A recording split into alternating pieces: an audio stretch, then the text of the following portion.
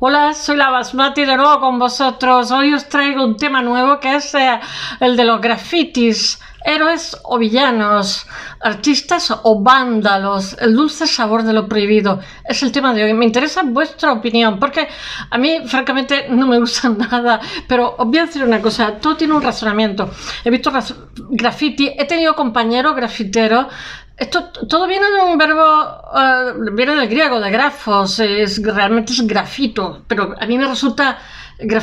Hubo un italiano que se llamaba, en el siglo XIX se llamaba Raffaele Garrucci, sí, que popularizó el término, después pasó a Estados Unidos. Realmente esto no se ha inventado en Estados Unidos, esto existe hace miles de años en la antigua Roma y tal, pero es que dentro de lo que es el street art hay muchísimos tipos, desde, yo que sé, consignas o poner en un determinado lugar te quiero, siempre en los árboles, los pobrecitos árboles ahí que le tienen que grabar en su piel ahí para que estemos enamorados, tienen que sufrir ahí el corazón que se con piedra o cosas, ¿no? O simplemente odios políticos, pero para mí es muy diferente, por ejemplo, una pintura mural a un tag. A mí los tags me parecen horrorosos, el tipo de firma, o sea, eso que se hace en los vagones, que degrada las ciudades, degrada los metros, que aquello es un infierno, me parece, no sé, un ego, el que lo hace tiene un ego como una casa. Mirad, en España, por ejemplo, el 75%, porque claro, yo hablo de mis referencias, de la población lo rechaza porque degrada las ciudades, porque realmente los grafiteros buenos no se ponen a pintar en la calle para que un policía, salvo Banksy, que gana mucho dinero y que es millonario, porque él, aunque se diga antisistema, trabaja para el sistema porque tiene exposiciones y tiene una serie de cosas. Y tiene puja en Sotheby's, en Christie, en todos estos sitios. O sea, que no vayamos de estrecho cuando se ha hecho multimillonario. Pero no sé cómo decir. Las personas, yo he conocido, he tenido compañeros, lo vuelvo a decir, que eran grafiteros y están contratados en Berlín. Casi todos han emigrado a Berlín. No sé qué es lo que hay en Berlín. Iba a decir Merlín como mi gato. Pero lo que hacen es contratarlos pues para una bolera, para no sé qué. Esa gente no se va a la mitad de la calle a arriesgarse que una noche calabozo y un dineral, en absoluto. Entonces, ¿qué tenemos? Pues los cuatro que se aburren y que le dan sentido a su vida, porque 1 millón de personas en mi país se dedican a hacer esto. Cuando llega la noche se convierten en seres infernales, van de puntilla y creen que transgreden. No transgreden porque es una fórmula que ya está hecha, que ya está en el MoMA hace 40 años por lo menos. Y no sé, no hay nada nuevo bajo el sol en ese sentido. Y realmente, si queréis hacer algo interesante, queridos grafiteros, si me estáis viendo, por favor, formaros dibujando, formaros controlando el color, como he formado yo y como se forma cualquiera, porque en realidad eso es un aprendizaje, pero no que salen con 2 sprays y entonces la pobre persona del pobre señor que tiene una tiendita se la machacan, la pintan y se la vuelven a machacar, y eso crea muchísimo malestar dentro de la población. Realmente el graffiti, tal y como lo conocemos, ya existía hace muchísimo tiempo, porque hay graffiti en Roma, en la antigua Pompeya, que ¿cómo se llama? De la lava que cayó en forma de polvo, ha mantenido muy bien todo, ha mantenido las casas, pero claro, ha mantenido las pinturas murales. Para mí hay un matiz dentro del street art entre lo que son pinturas murales, que también se dice en graffiti, a lo que es, yo que sé, te quiero, o no me gusta el partido, o tonto el que lo lea.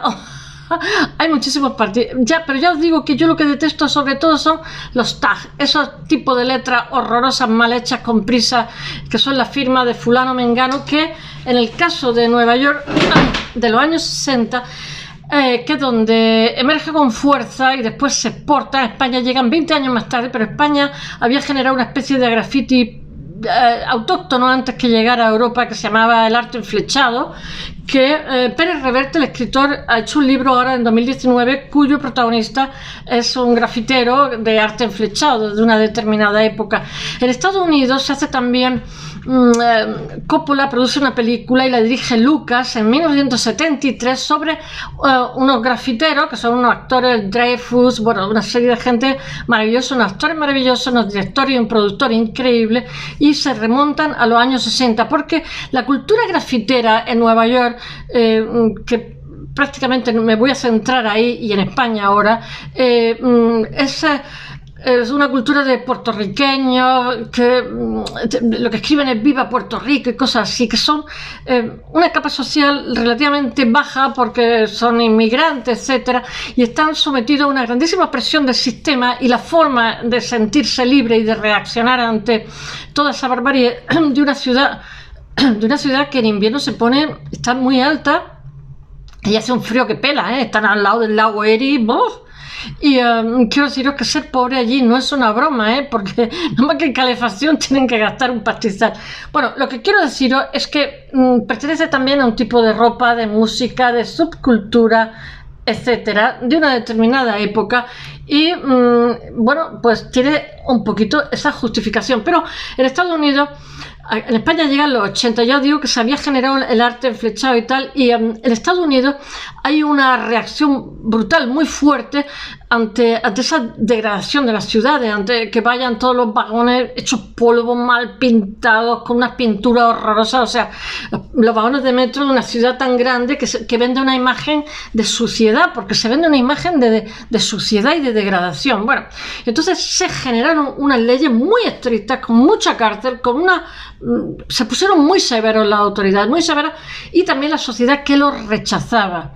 Y entonces, pues estos grafiteros que firmaban, pues yo que sé, Junior 118, que vivía en la calle 118, Joshua, la 230, eran, pues eso, Brooklyn, en fin, pues chicos que vivían de clase baja y que de alguna forma se hacían notar en la ciudad. Era como, estoy aquí, estoy vivo.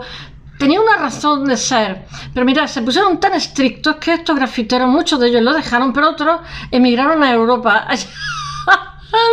Ya que no los querían allí, pues aquí. Y entonces aquí pues fueron muy bien recibidos. Y entonces mancharon todas las ciudades. Un tipo de filosofía de vida.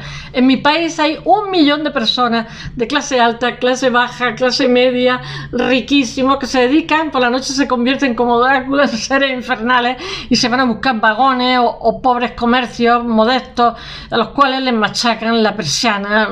En fin, yo he conocido en Valencia, hace lo menos, yo que sé, 40 años lo menos. Me acuerdo que la facultad de medicina, yo vivía muy cerca, en Blasco Ibáñez, tenía tal cantidad, yo conocía gente que trabajaba allí, conocía al decano, etcétera, tal cantidad, porque vivían allí, los que trabajaban allí vivían muy cerca, tal cantidad de pintadas tenían, de graffiti, de tonto, de idiota. Estábamos también en épocas de transición política y tal, pero bueno, había graffiti para todos los gustos. Que es que quitaban uno, era arenisca, y entonces la arenisca es piedra, pero es una piedra que para quitarle esos graffiti había que poner arena a presión, y entonces le hacía como si fueran unas cicatrices, que eso también lo he visto en mi facultad de Altea, que para quitarle los grafitis también tuvieron que utilizar, era prefabricado, tuvieron naves industriales que utilizar arena a presión, y era desastroso porque le hacía hendidura lo que era el material, ¿no? Y no sé si era peor el remedio que la enfermedad. El hecho real es que inventaron materiales, siempre hay buenos ingenieros que inventan, ingenieros químicos, inventaron materiales que era como un barniz que lo echaban, y entonces eso, digamos, cuando imprimían grafitis o lo que fuera, pues los podían lavar perfectamente y limpiar. Era mucho más barato, o sea, era una inversión más grande de principio, pero después era muchísimo más barato, con lo cual podían mantener la ciudad limpia, que es lo que se buscaba. En España no han sido muy estrictos con las multas y se siguen ensuciando vagones y tal, pero nada más que la limpieza, ahora os lo contaré, de Renfe y tal, pues han tenido que invertir 25 millones en limpiar vagones, 10 millones en seguridad. Bueno, una cantidad, un dineral espantoso para digamos, dificultar, porque son auténticas multitudes las que van cargados con pintura para lo que se supone que es una actitud antisistema. ¿Qué sistema? Si la limpieza la tenemos que pagar todos. Y la degradación de la ciudad la sufrimos todos. En fin, yo vivo en el campo, con lo cual aquí hay grafitis también. Tenemos autopistas, puentes de autopistas, etcétera, y hay graffiti. Yo digo, bueno, qué ganas, pero tiene cierta gracia porque, en fin, los jabalíes, las cabras salvajes y las serpientes están de acuerdo en todo. Y por otro lado, no son tanto graffiti de colorear como dibujos que se han hecho con spray y tienen su cierta gracia. Bueno, voy a ver si os cuento un poquitín que os he dicho, la historia de los graffiti en Estados Unidos, puertorriqueños. Sí, toda esta subcultura da lugar a una ropa, da lugar a hip hop, da lugar a toda una serie de actuaciones, pero todo eso con el tiempo también acaba teniendo con fecha de caducidad porque la sociedad repele esa barbarie, y entonces lo que se considera, digamos, una filosofía de vida es exportada a Europa, como os he dicho. Bueno, para mí eso, yo he tenido, vuelvo a repetir, compañeros grafiteros y lo que pasa es que se profesionalizaron al máximo y eran fantásticos, pero lo que hacían era pintura mural.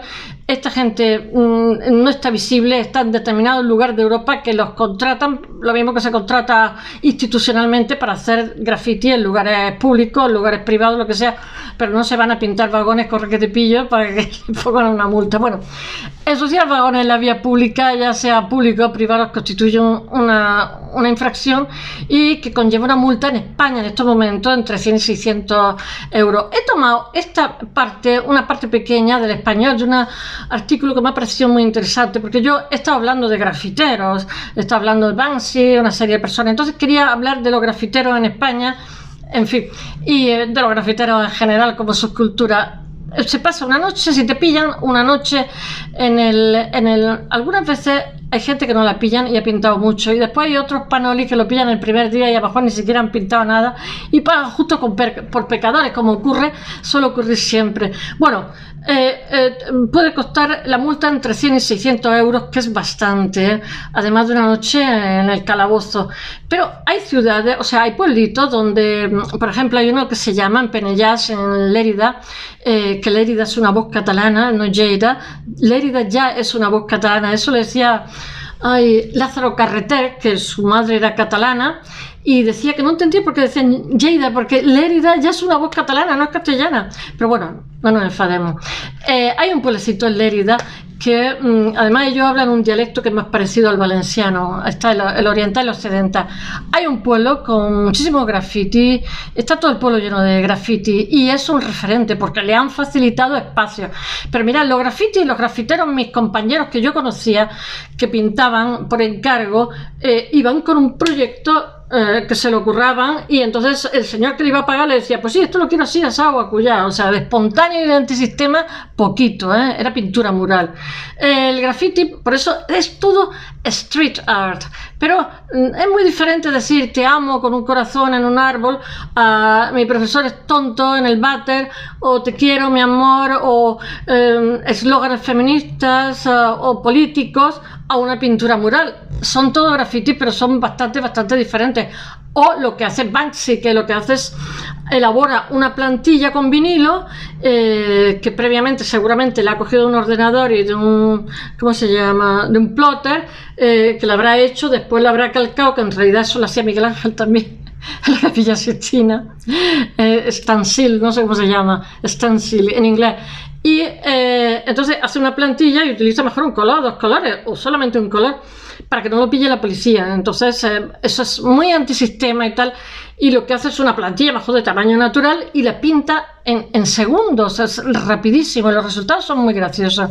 La verdad es que voy a decir una cosa, hay frases que son muy interesantes, hay grafitis que son muy interesantes también, como los de Banksy o los grafiteros profesionales que hacen murales preciosos por encargo, pero os puedo asegurar que casi el 90% son churros, que son los tags, esto que son un horror para la vista, que degrada ciudades, que ensucia ciudades, ensucia vagones, y francamente abomino de ellos. Pero vosotros podéis tener otra opinión, para gustos colores, puesto que esto tiene una repercusión social. Cuando algo tiene una repercusión social es interesante verlo, porque no es algo que es una sensibilidad del momento. En mi país, como os he dicho, hay 1 millón de personas que hacen esto, de diferentes estratos sociales. Bueno, el graffiti aparece por primera vez en los 60 en el metro de Nueva York.